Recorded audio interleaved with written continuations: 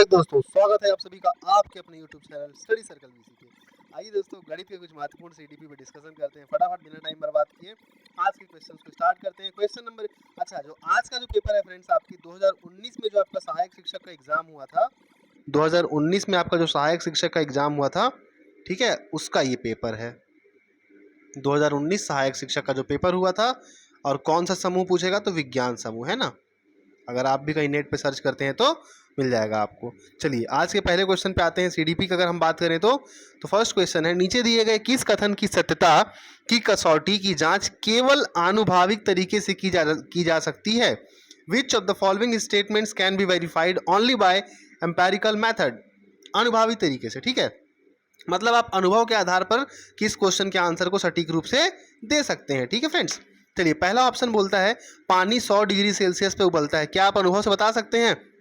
नहीं। इसको मापने के लिए आपको कुछ ना कुछ मेजर करना पड़ेगा, कुछ ना कुछ मशीन लगानी पड़ेगी, ठीक है, तब जाकर के आप माप सकते हैं कि पानी जो है वो 100 डिग्री सेल्सियस पर उबलता है। तो पहला तो ऑप्शन गलत हो गया कि हो ही नहीं सकता ये। दूसरे ऑप्शन की बात करें, मोरनी सितंबर के आसपास अंडे देती है। कोई ज़रूरी नहीं है फ्रेंड्स कि मोरनी सितंबर में ही अंडे देगी, थोड़े दिन आगे भी हो सकता है, थोड़े दिन पीछे भी हो सकता है। लेकिन सी ऑप्शन है 12 4 से पूर्णतः विभाजित हो जाता है। 4 एकम 4, 4 दूनी 8, 4 तियाँ 12, 3 बार में जो है 12 पूरा हो जाएगा, इसलिए बोलेगा। ये अनुभव के आधार पर तो ये होगा नहीं, ये तो आपको मैथ सॉल्व करना पड़ेगा।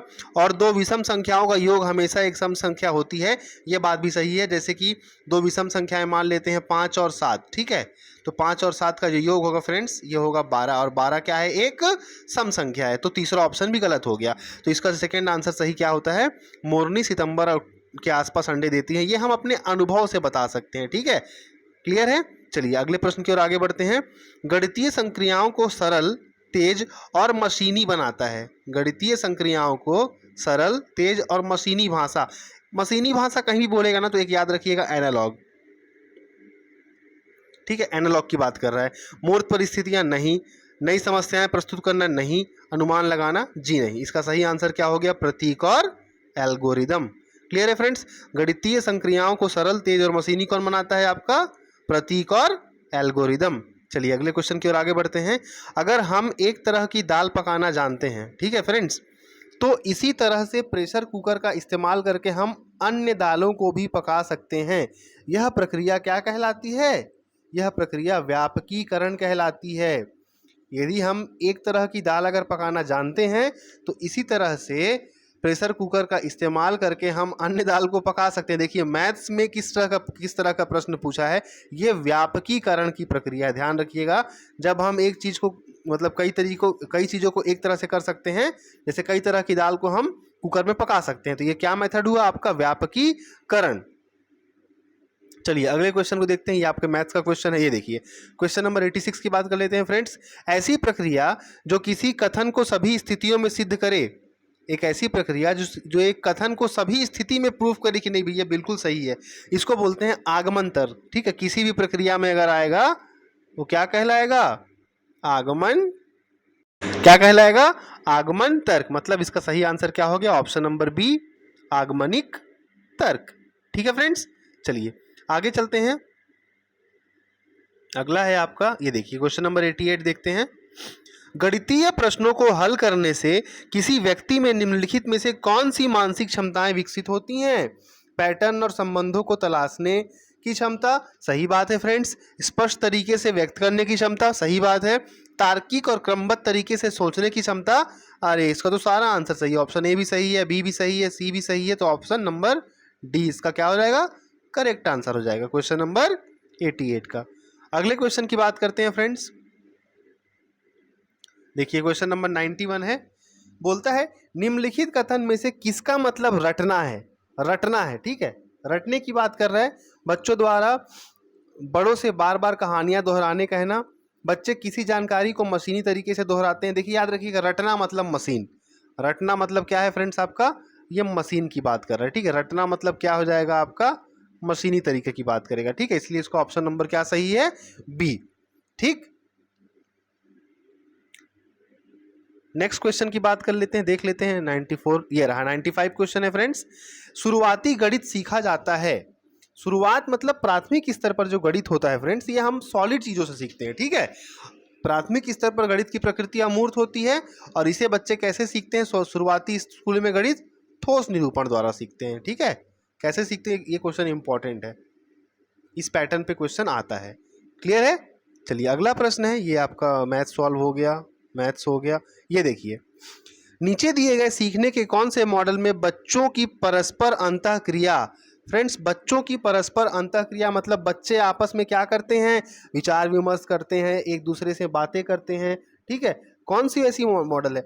बैंकिंग मॉडल तो होगा नहीं फ्रेंड्स, क्योंकि बैंकिंग मॉडल में तो रटने की बात करता है, रट करके रटा रटाया ज्ञान बताना है। प्रोग्रामिंग मॉडल, अच्छा बैंकिंग मॉडल दिया किसने था फ्रेंड्स? पाउलो फ्रेरे ने दिया था। किसने दिया था बैंकिंग मॉडल? बैंकिंग मॉडल किसने दिया था? पाउलो फ्रेरी या फ्रेरे ने दिया था। प्रोग्रामिंग मॉडल की अगर मैं बात करता हूं फ्रेंड्स, तो प्रोग्रामिंग मॉडल टुकड़ों में होता है। ठीक है, यहाँ पे चरण दर चरण बच्चा सीखता है, कुछ बच्चे जल्दी सीख लेते हैं, कुछ बच्चे धीरे सीखते हैं, है ना। तो ये भी नहीं होगा आपका, प्रोग्रामिंग मॉडल भी नहीं होगा। अब क्या बच गया आपका? रचनावादी मॉडल। रचनावादी मॉडल में क्या होता है? बच्चे अंतःक्रिया करके सीखते हैं। क्लियर हो गया? चलिए 98 के बाद अगले प्रश्न की ओर आगे बढ़ते हैं। ये नहीं है, 100 नंबर प्रश्न देखते हैं फ्रेंड्स। गणित पढ़ाने के संदर्भ में बैंकिंग मॉडल के तहत, ठीक है, क्या सही है? देखिए यहाँ पे सही की बात किया है।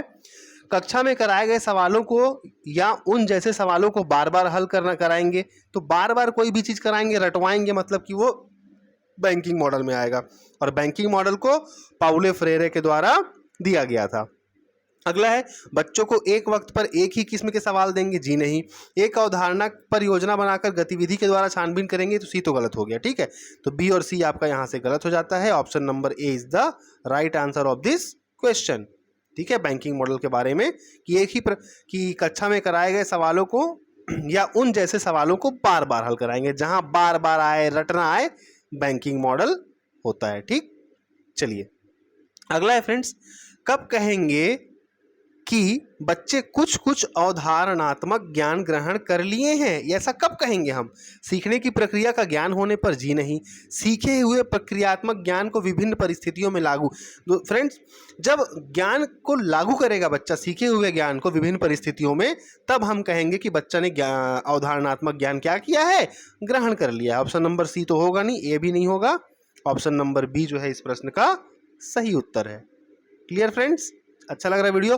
अगर आप चैनल पर नए हैं चैनल को सब्सक्राइब जरूर कर लें। बाकी के सारे वीडियोस भी आप जा करके प्लेलिस्ट में देख सकते हैं। अगर आप किसी भी एग्जाम की तैयारी करें, CG टेट, सी टेट, शिक्षक भर्ती की प्लेलिस्ट बनी हुई है, वहाँ पे social science, Hindi, English, maths, इसकी भी CDP बन चुकी है। वहाँ पे जाइए, देखिए, बहुत कुछ आपको वहाँ से सीखने को मिलेगा। आइए नेक्स्ट क्वेश्चन की ओर आगे बढ़ते हैं फ्रेंड्स। अगला क्वेश्चन है, बच्चों के दिमाग में विचार बनाने की या अवधारणाओं के बीच नए संबंध बनाने की क्षमता होती है। इस क्षमता को सीखने के कौन से मॉडल में स्थान नहीं दिया गया है? इसको किसमें स्थान नहीं दिया गया है? बैंकिंग और प्रोग्रामिंग मॉडल, बैंकिंग और रचनावादी मॉडल, प्रोग्रामिंग और रचनावादी मॉडल, या उपरोक्त में से कोई नहीं? फ्रेंड्स इसे बैंकिंग और प्रोग्रामिंग मॉडल में जगह नहीं दिया गया है, स्थान नहीं दिया गया, पूछा है ना। तो बैंकिंग मॉडल में और प्रोग्रामिंग मॉडल में स्थान नहीं दिया गया। इस प्रकार 102 का सही उत्तर क्या हो गया? Option number A. अगले प्रश्न की ओर आगे बढ़ते हैं। अगला प्रश्न है, गणित में प्रतीकों के विस्तृत प्रयोग का क्या कारण है? ठीक है, गणित को संक्षिप्त करना, सही बात है। गणित को स्पष्ट करना, बिल्कुल, गणित में क्लियरिटी सही है। गणित को एक शक्तिशाली संचार माध्यम बनाना, कम्युनिकेशन के लिए भी गणित जरूरी है।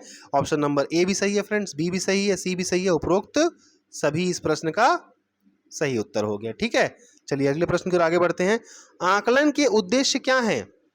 सीखने की प्रक्रिया को मार्गदर्शन देना, सीखने की प्रक्रिया को केंद्रित करना, सीखने की प्रक्रिया को आगे बढ़ाना। फ्रेंड्स मार्गदर्शन देना, केंद्रित करना, आगे बढ़ाना, ये सब क्या है?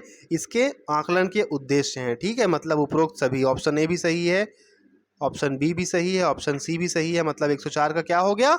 Option number D, all of the above. आगे बढ़ते हैं फ्रेंड्स, अगले क्वेश्चन को देखते हैं। क्या है हमारा अगला क्वेश्चन? ये रहा।